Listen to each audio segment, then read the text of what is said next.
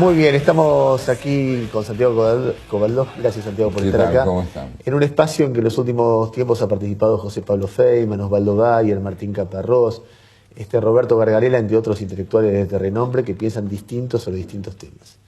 A ver, uno de los temas, Santiago, que quería plantearte era algo que venía anunciando en el programa, que es de qué manera se recuerda la memoria histórica, el drama de la dictadura militar, el genocidio, la represión ilegal. Habida cuenta de que es un debate que está instalándose muy fuerte en los últimos años, pero sobre todo en las últimas semanas. Uno escucha hablar a gente de distintas posiciones, pero que se me viene a la cabeza Estracera, Cristina Fernández de Kirchner, Horacio Berbisky, Jorge Lanata, Martín Caparrós, de distintas posiciones, Mempo Giardinelli, Raúl Rizzo, distintas gente que opina distintas cosas sobre este tema, sobre cómo se hace. La posición quizá más polémica, más fuerte, fue la de Lanata, que en muy breves minutos quiero que la veas porque fue tergiversada, utilizada realmente mal como respuesta, de una manera muy virulenta, pero merece que se vea tal cual fue para saber qué pensamos de esto. Ahí está Lanata hablando de la dictadura militar. Me pasé años de mi vida, muchos años peleando por el juicio y castigo a los culpables. Muchos años. Difundí todo lo que pude y ayudé todo lo que pude a la recuperación de los chicos secuestrados con las abuelas de Plaza de Mayo. Muchos años de mi vida. Pero ¿saben qué? Me tienen harto con la dictadura. Me tienen harto con la dictadura. Ahora van a decir que me compraron los milicos. El coronel Lanata. Ayer la presidenta de este país habló 1 hora y media por cadena nacional de algo que pasó hace 34 años. 34 años, cuando acá, hoy, ayer, se mueren chicos de hambre. Matan a gente secuestrada de la puerta de un banco. Educan mal a otro montón de chicos. Le meten el paro en el culo a los jubilados. Y ayer la presidenta habló 1 hora y cuarto de algo que pasó hace 34 años. ¿Saben qué veo? ¿Qué vi ayer? Veo viejos echándose la culpa. Eso vi por la televisión. Viejos echándose la culpa. Viejos pasándose facturas. Una vez le preguntaron a Simón Wiesenthal, al cazador de nazis, que murió hace pocos años, un tipo que dedicó su vida a buscar justicia, le preguntaron qué pensar sobre el Holocausto. Y Simón Wiesenthal, no creo que fuera antisemita Simón Wiesenthal dijo: no podemos vivir como si el Holocausto nunca hubiera existido, pero tampoco podemos vivir pensando siempre en él. Muy bien, ¿cómo lo ves vos? Yo estoy totalmente de acuerdo con lo que él dijo. Primeramente, por esto, yo durante los años de la dictadura militar trabajé en la Asamblea Permanente de los Derechos Humanos, escribía en la revista Humor, y las circunstancias hicieron con que pudiera manifestarme contra la dictadura militar y denunciarla hasta donde me era posible y cargar con algunos costos de esas denuncias. Entonces eso no lo autoriza a uno en un sentido pleno y irreprochable, pero por lo menos le permite saber dónde estuvo parado uno cuando fue el momento de manifestarse y opinar. Yo creo que hoy hay una instrumentación partidaria de la memoria, es una memoria partidaria, no es una memoria histórica. La memoria histórica se distingue de la memoria partidaria por una razón: ama lo complejo, le interesa ver el problema en lo que tiene de matices de un lado y del otro.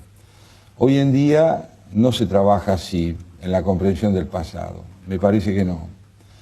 En consecuencia, creo que la instrumentación partidaria de la memoria tiene una finalidad que no es recordar, es inventar. Inventar el pasado significa restarle complejidad, es tratar de instrumentarlo para encubrir cosas que ocurren hoy también. La mejor memoria no rehúye lo complejo, está siempre abierta a la posibilidad de poder ver realmente la magnitud imponderable de las cosas. Aquí hubo algo fundamental que no está siendo tomado en cuenta, y es la idolatría de la muerte que rigió en el país, instrumentada desde el terrorismo de Estado y llevada a la práctica por la guerrilla también. ¿Y por qué no hablar de eso? ¿Por qué no hablar de eso? ¿Por qué es indispensable callar eso? Y es indispensable callar eso porque el pensamiento vigente es maniqueo.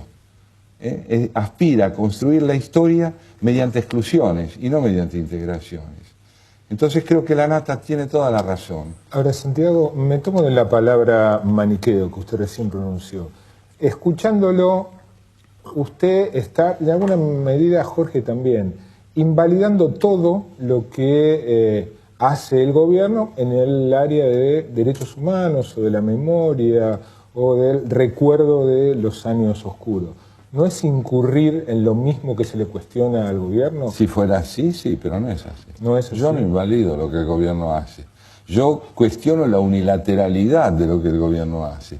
El maniqueísmo consiste en santificar lo que se hace y en reprobar algo que no coincide con lo que se hace. El gran error de este gobierno es la unilateralidad.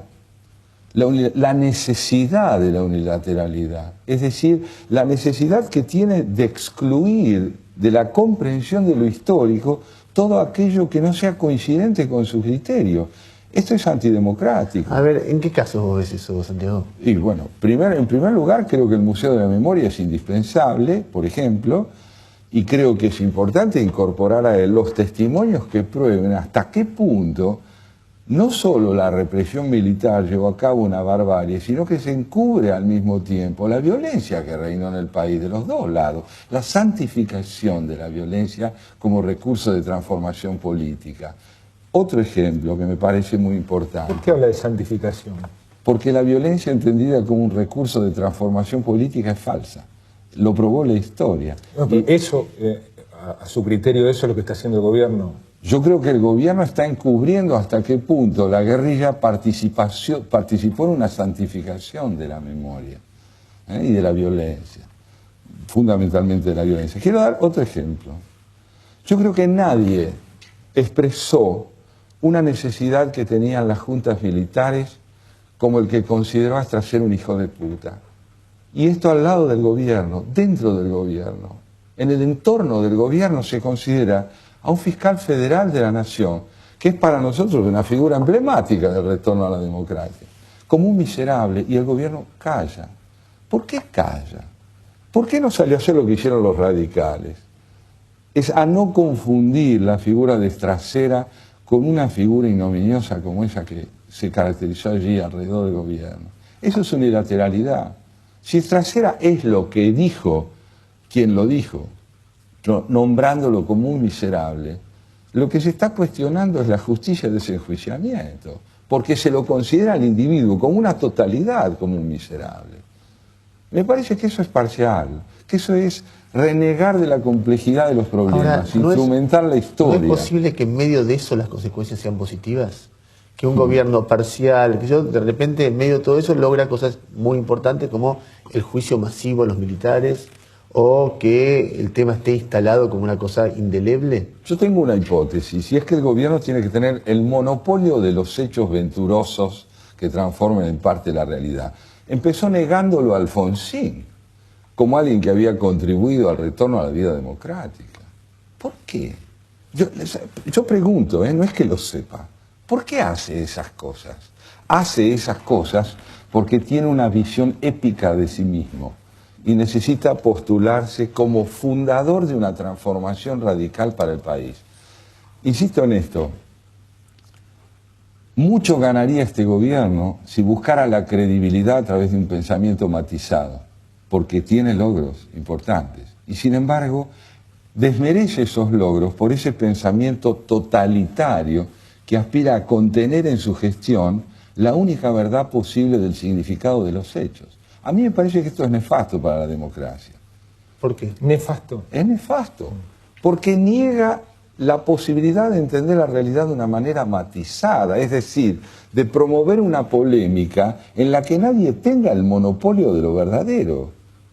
Si el único razonamiento posible es el de la coincidencia con el Estado, con el oficialismo, no hace falta oposición. No hace falta, es decir, está de más. Se invita a un cortés silencio a quienes no coincidan con el gobierno. ¿Por qué? ¿Por qué esa descalificación feroz de un pensamiento alternativo? Una mirada dialéctica, esa forma de ser del gobierno, en definitiva no está provocando que aquí, en muchas otras partes, en muchas otras circunstancias, se discute y se debata sobre este tema. Que se pierda el tiempo está provocando. La Nata tiene razón. Este tipo de discusión que el gobierno promueve no es la más rica, es la peor. Es como si nosotros dijéramos, voy al ejemplo de él, si debemos olvidar el Holocausto o debemos seguir recordándolo. Claro que no debemos olvidarlo, pero ¿dónde vamos a poner el énfasis? Vamos a poner el énfasis, creo yo, en las lecciones aprendidas por aquellos que sobrevivieron al Holocausto en función de un proyecto de vida que incorpore esa tragedia a una visión del porvenir. Me parece que si volvemos a discutir si ocurrió el Holocausto o no, como quiera Ahmadinejad, estamos perdiendo el tiempo. Y yo le quiero dar a esa expresión un valor enorme. Perder el tiempo es perder nuestra vida. ¿Para qué queremos perder el tiempo? Para no abordar otras cuestiones. El proyecto del gobierno es no debatir ciertos problemas y debatir otros, aprovechando que nuestra histórica propensión a hacer del pasado una materia de división radical entre réprobos y elegidos. No es nuevo esto. Santiago, muchas gracias, de verdad que un gusto haberte tenido. Era Santiago Cobaldó. ¿Nosotros qué hacemos, Marcelo? ¿Nos vamos? Tenemos que despedir. Pero invitar a que se queden en TN con la PEHUE, con el rifle Varela, y invitarlos al próximo martes a las 23, aquí en esto que es... Palabras más, palabras menos. Chau.